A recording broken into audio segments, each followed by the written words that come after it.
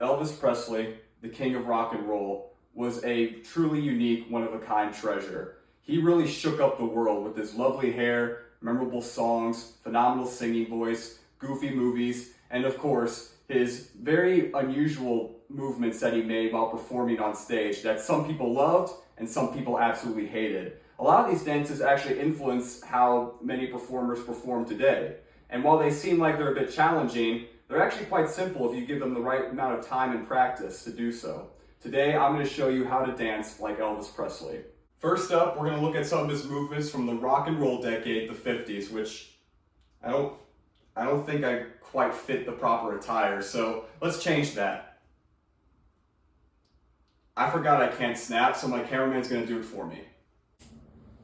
Oh, nice. And as you can see, I put on my shoes in between cuts. Unfortunately, they're not blue suede shoes. But anyways, this first dance is actually quite simple that Elvis did when he performed Hound Dog in the Milton Berle Show in 1956. Just spread your feet apart and stay on the balls of your feet as you do this. Basically, you just sway your feet side to side like this. Just keep going left to right like that. And eventually, as you keep doing that, you'll be able to do it rapidly like this. This next one is a little more trickier. Actually, he was holding the microphone as he was doing this one. Basically, spread your legs apart. You want to bring one knee out while keeping the other leg straight, and then do that for the other. And you just keep doing it slowly like that, you'll catch on. Eventually, you'll be doing it like this.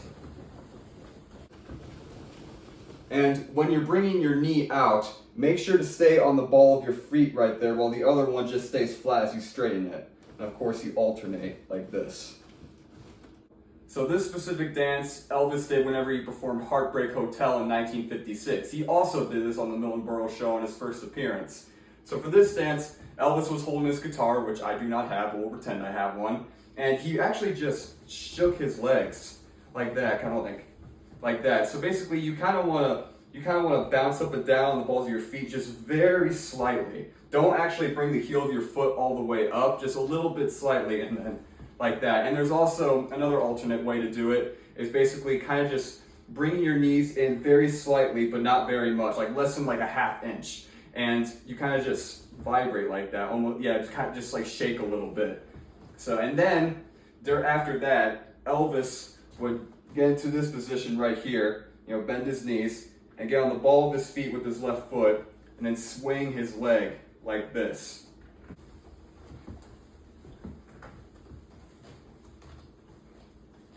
Now that we've done the 50s, it's time for the swinging 60s. So let's, okay. Cameraman, can you do it for me, please? All right, so now we're going into the swinging 60s, and this dance is from Elvis's Bossa Nova. Oh, excuse me. So this dance from Elvis's Bossa Nova is actually a pretty difficult dance. When I started practicing it over a year ago, it looked impossible. I was like, there's no way I'm going to be able to do this, but it's a lot more simpler than it looks. It's kind of like the first dance with Hound Dog, where Elvis twists his legs like this, brings his knees from left to right, except once in a while, Elvis will maybe take a couple steps forward with his left foot, go back, and then take a couple steps with his right foot right here. And there's even an instance during the dance where Elvis was dancing, and suddenly he just strike like this, just moved his left hip and his knee right here too, to just strike and then come back. So it was something like this. Time to go into the last era of Elvis, and that is the 70s. And actually, one of the most iconic things about Elvis ever was his jumpsuits that he wore in the 70s. So let's get one of those on. All right. What?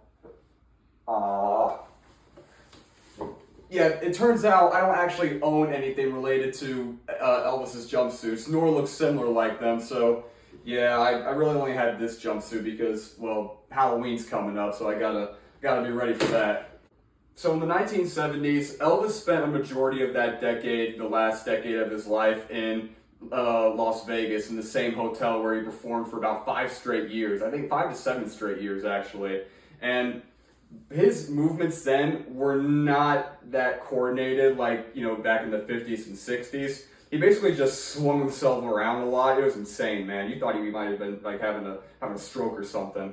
But so like for Polk Salad Annie, when he performed that in Las Vegas, he would kind of thrust his hips like this, his pelvis, and would swing his arm like around like this, you know, just moving his arm, you know, kind of turning his wrist and then like that.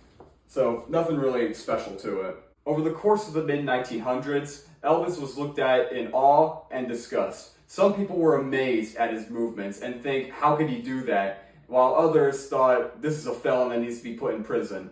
But whether you love or hated Elvis, he was a phenomenal treasure that shook the world. Just one man shook the world like that. And his movements played a big part in that. And I know a lot of people want to imitate his movements and be just as great as him.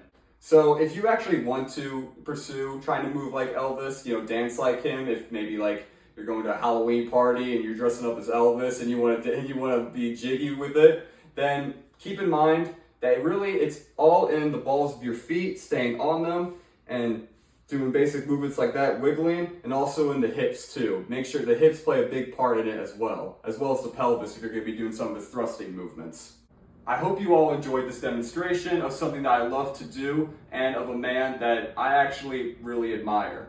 Now, if you excuse me, I've talked enough about Elvis. I gotta go and yeah.